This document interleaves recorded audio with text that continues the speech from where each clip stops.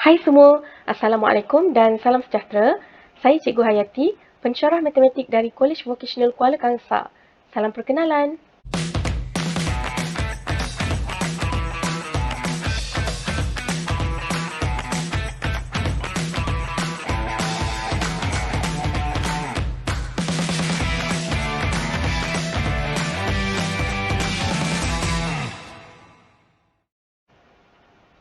Untuk pelajaran kita pada hari ini, Cikgu akan teruskan dengan Matematik SVM, tajuk di dalam semester 1. Ini adalah tajuk yang ada di dalam semester 1 dan untuk hari ini, Cikgu akan teruskan dengan tajuk yang ketiga, iaitu persamaan kuadratik. Baiklah, jika pelajar dah bersedia, jom kita mulakan. Apa yang kita akan belajar dalam tajuk persamaan kuadratik ni? Ada 4 perkara yang kita akan belajar. Yang pertama, kita akan belajar tentang ciri-ciri ungkapan kuadratik dalam satu pembuli ubah. Yang kedua, kita akan belajar tentang punca suatu persamaan kuadratik.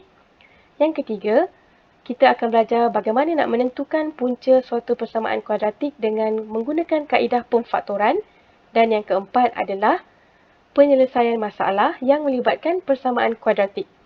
Baiklah, untuk video bahagian 1 ini, cikgu akan terangkan terlebih dahulu standard pembelajaran yang pertama, di mana di akhir kuliah nanti, pelajar dapat mengenal pasti dan menerangkan ciri-ciri ungkapan kuadratik dalam satu pembuli ubah. Jom.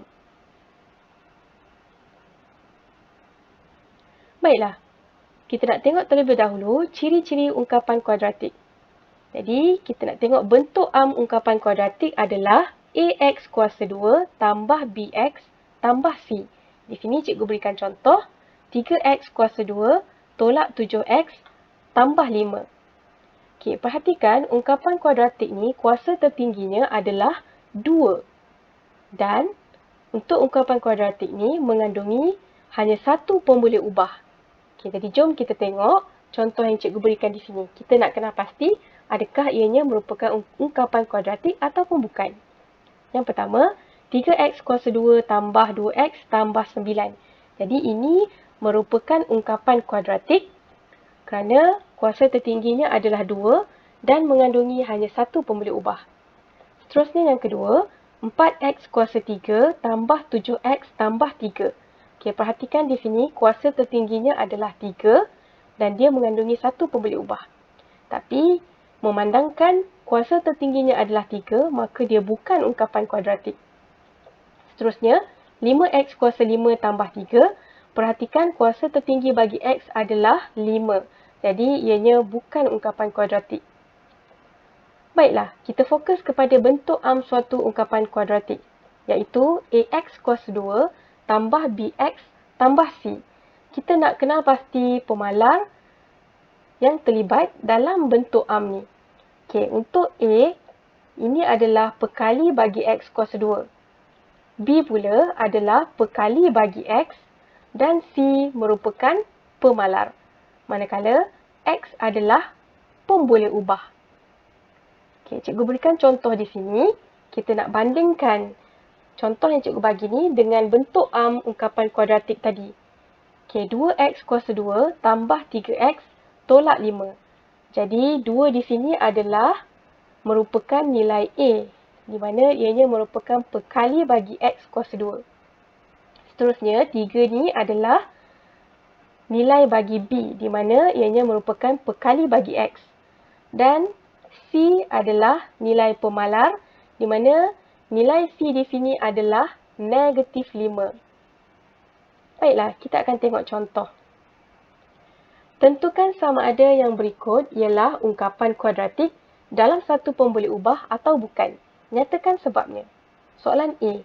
2Y kuasa 2 tambah 4. Jadi, ini merupakan ungkapan kuadratik kerana hanya ada satu pembuli ubah iaitu Y dan nilai B sama dengan 0 dan C sama dengan 4. Seterusnya soalan B. M kuasa 4 tambah 4M kuasa 2 tambah 7. Okey, perhatikan kuasa tertingginya di sini adalah 4. Jadi, ia bukan ungkapan kuadratik kerana kuasa tertinggi bagi M ialah 4. Soalan C, M kuasa 4 tambah 4N tambah 1/5. Okey, ini bukan ungkapan kuadratik kerana mempunyai lebih daripada satu pemboleh ubah dan juga kuasa tertinggi bagi M ialah 4. Okey, jadi dia bukan ungkapan kuadratik. Seterusnya soalan D, 2 dalam kurungan M kuasa 2 tolak 1. Untuk memastikan sama ada ianya ungkapan kuadratik atau bukan, pelajar harus membuat kembangan terlebih dahulu.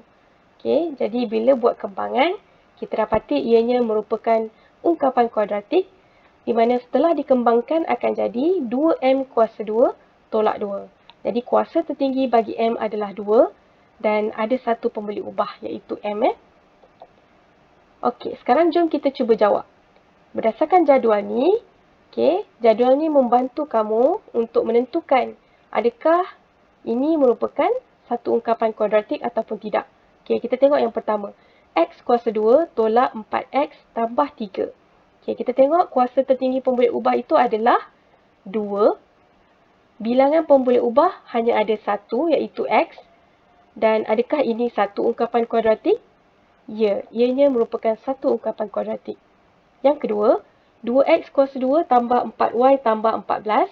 Okey, kuasa tertinggi pemboleh ubah ialah 2. Bilangan pemboleh ubah ada 2 iaitu ada huruf X dan ada huruf Y di situ. Jadi, bilangan pemboleh ubah adalah 2. Adakah ini satu ungkapan kuadratik? Bukan. Okey. Yang ketiga, 5X tambah 6. Kuasa tertinggi pemboleh ubah adalah 1. Bilangan pemboleh ubah hanya ada 1 juga iaitu X. Dan adakah ini satu ungkapan kuadratik? Bukan ungkapan kuadratik kerana kuasa tertingginya adalah 1. Okey, kalau kuadratik, kuasa tertingginya mesti 2. Dan yang keempat, 3 dalam kurungan P kuasa 2 tambah 4. Okey, kuasa tertinggi pemboleh ubah adalah 2. Bilangan pemboleh ubah adalah 1. Okey, setelah kita buat kembangan, dia akan jadi 3P kuasa 2 tambah 12. Okey, jadi adakah ini satu ungkapan kuadratik? Ya, ia adalah ungkapan kuadratik. Okey, kita teruskan lagi. Okay, sekarang kita nak mengenal pasti nilai A, nilai B dan nilai C. Okey, kita tengok yang pertama. 3X kuasa 2 tolak 2X tambah 2. Okey, nilai A mesti duduk dengan X kuasa 2. Jadi, nilai A di sini adalah 3. Seterusnya, nilai B mesti duduk dekat dengan X. Okey, jadi nilai B di sini ada nombor 2 dekat situ. Okey, kita kena ambil sekali dengan tanda negatif di hadapan nombor 2 tu. Jadi, nilai B adalah negatif 2. Dan nilai C adalah pemalar. Okey, yang hujung sekali. Jadi, nilai C adalah 2. Seterusnya, 5X tolak 6X kuasa 2. Okey, untuk nilai A, kita perhatikan nilai A ni mesti duduk dekat dengan X kuasa 2. Okey, jadi untuk nilai A, kita ambil nombor 6. Okey, tapi depan nombor 6 ada tanda tolak. Jadi, kita ambil sekali tanda tolak ni, maksudnya nilai A adalah negatif 6. Okey, seterusnya nilai B. Nilai B ni mesti duduk dekat dengan X. Jadi, nombor 5 adalah nilai bagi B. Dan seterusnya nilai C adalah suatu nombor. Okey, tapi kita tengok kat sini tak ada pun. Maka nilai C kita letak dia sebagai kosong. Okey, seterusnya soalan 8 tambah 2X kuasa 2. Nilai A mesti duduk dekat dengan X kuasa 2. Jadi, nilai A di sini adalah 2. Nilai B mesti ada dengan X. Tapi dekat sini tak ada X. Jadi, nilai B kat sini adalah kosong. Dan nilai C adalah nombor pemalar. Jadi, nilai C di sini kita ada nombor 8. Maka nilai C adalah 8. Seterusnya, 3X dalam kurungan X tolak 4. Okay, kita kena buat kembangan terlebih dahulu. Dia akan jadi 3X kuasa 2 tolak 12X. Jadi, nilai A ni duduk dengan X kuasa 2. Maka nilai A adalah 3.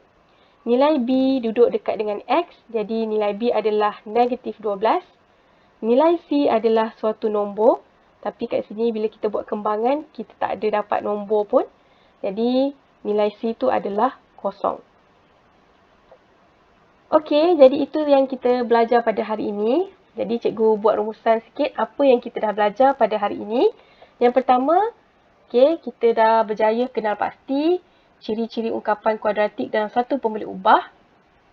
Yang kedua, kita dapat menerangkan ciri-ciri ungkapan kuadratik dalam satu pembeli ubah. Dan yang ketiga, kita dapat mengenal pasti nilai pemalar A, B dan C pada bentuk ungkapan kuadratik. Okey, untuk video seterusnya, cikgu akan teruskan dengan standard pembelajaran yang kedua. InsyaAllah kita akan jumpa dalam video yang akan datang. Bye. Assalamualaikum.